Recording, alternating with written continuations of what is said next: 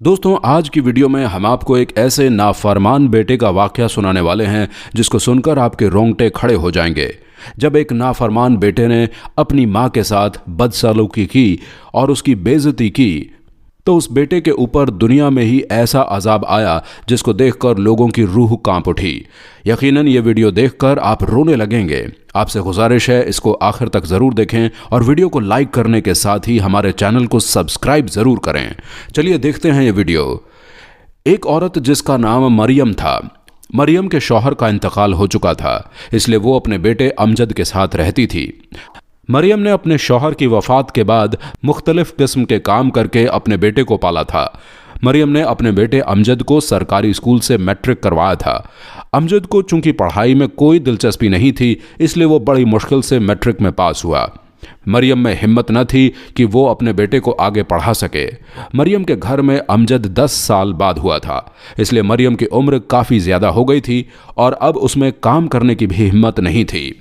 मरियम ने अमजद को कहा कि बेटा कहीं काम तलाश कर लो, अब मुझ में काम करने की हिम्मत नहीं है। तो अमजद बोला, अच्छा अम्मी, आप बस दुआ कीजिए मुझे जल्द काम मिल जाए। मरियम बोली, इंशाअल्लाह बेटा तुमको जल्दी काम मिल जाएगा। अमजद अब काम की तलाश में रोज़ घर से चला जाता, लेकिन अमजद को कोई काम न मिलता। काम की तलाश करते हुए अमजद की बहुत से लड़कों से दोस्ती हो गई और वो सब अमजद के दोस्त बन गए थे। वीडियो पसंद आ रही है तो चैनल को सब्सक्राइब करते रहें। अमजद के ये सब दोस्त आवारा और अय्याश किस्म के थे। अमजद अब हर रोज़ अपनी अम्मी को यही कहकर निकलता था कि अम्मी मैं काम ढूंढने जा रहा हूँ, मेरे लिए दुआ करना।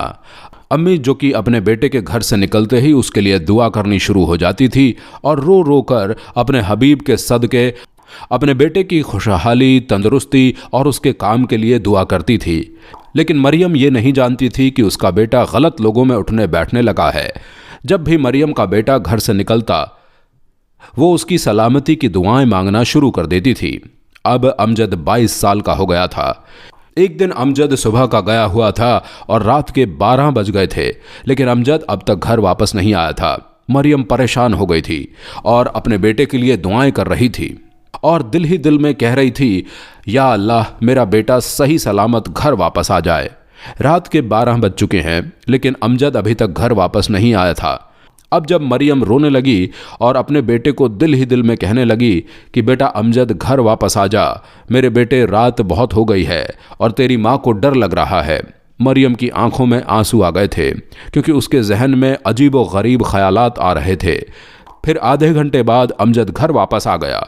अमजद, आज तुमने घर आने में इतनी देर क्यों कर दी? क्या कोई काम मिल गया था? अमजद बोला, अम्मी मेरे नसीब में काम कहाँ है, मैं तो अपने दोस्तों के साथ फिल्म देखने गया था, इसलिए देर हो गई है।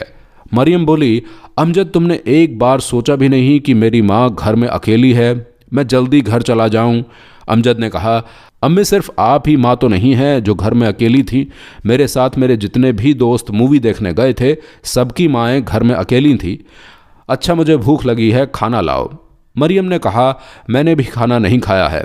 अमजद ने कहा, खा लेना था, मैंने आपको मना तो नहीं किया था। मरियम बोली, अमजद तुम कैसी बातें कर रहे हो, और वैसे भी मैंने आज तक तुम्हारे बगैर कभी खाना खाया है, भला जो खा लेती। अमजद बोला, हमें जल्दी खाना लाओ।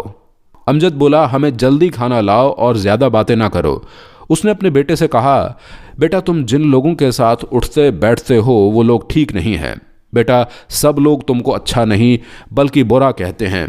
अब तो सब लोग कहने लगे हैं, वो देखो अमजद बदमाश की माँ जा रही है। बेटा तेरा बाप तो एक शरीफ इंसान था, तो फिर तू क्यों ऐसा निकला है? ये गलत लोगों में बैठकर तेरी सोच भी गलत हो गई है। अमजद बोला, अम्मी खाना देना है तो दो, वरना अपना ये लेक्चर झाड़ना बंद करो। मरियम ने सुना तो परेशान हो गई और गुस्से में बोली, वरना क्या करेगा तू? जा, आज मैं तुझे खाना नहीं दूंगी। जब सारी रात भूखा सोएगा तो तेरी अक्ल ठिकाने आ जाएगी कि माँ के साथ बदतमीजी नहीं करनी चाहिए। वीडियो पसंद आ रही है तो चैनल को सब्सक्राइब करते रहें।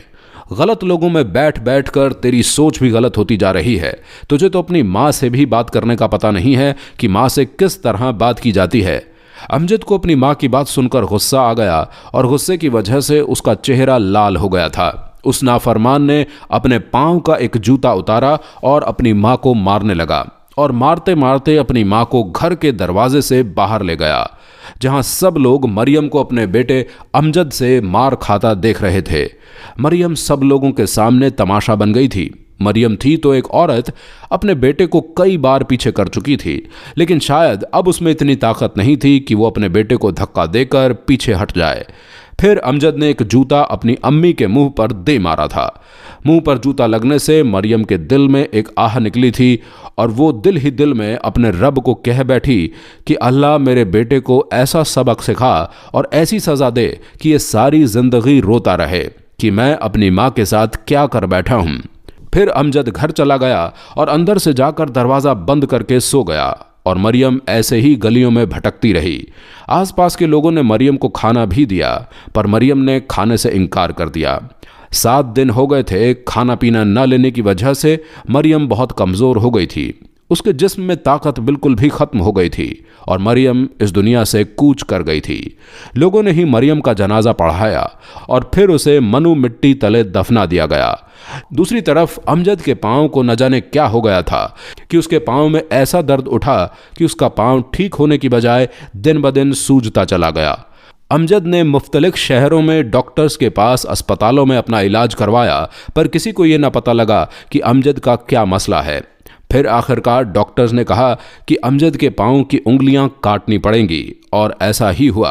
उंगलियां काटने के बाद अमजद ने शादी कर ली थी। शादी के भी चंद दिन ठीक से गुजरे होंगे कि फिर अमजद का पाँव सूज गया और अब उससे कोई काम भी नहीं होता था। वो तो उसकी बीवी सुगरा के घर वालों की मेहरबानी थी कि उसके घर का खर्चा चल रहा था और वो साथ में अमजद का इलाज भी करवा रहे थे। अमजद का पाँव ठीक नहीं हो रहा था। अब पाँव के साथ साथ उसकी टांग भी सूज गई थी और इसी वजह से फिर उसका पाँव भी काटना पड़ा था। फिर कुछ महीनों के बाद उसकी टांग भी काट दी गई थी। अमजद की बीवी सुगरा, जो कि अमजद से काफ़ी उम्मीद लगाए बैठी थी, उसने जब देखा कि शादी के बाद अमजद सिर्फ बीमार ही रहने लगा है और 5 साल हो गए हैं, मेरे घर वाले ही उसका खर्चा उठा रहे हैं, तो सुगरा ने सोचा कि जब ये 5 सालों में मुझे खुश न रख सका तो आने वाले वक्त में क्या खाक खुश रखेगा। उसने फिर अमजद से तलाक ले ली और वो अमजद का घर छोड़कर चली गई।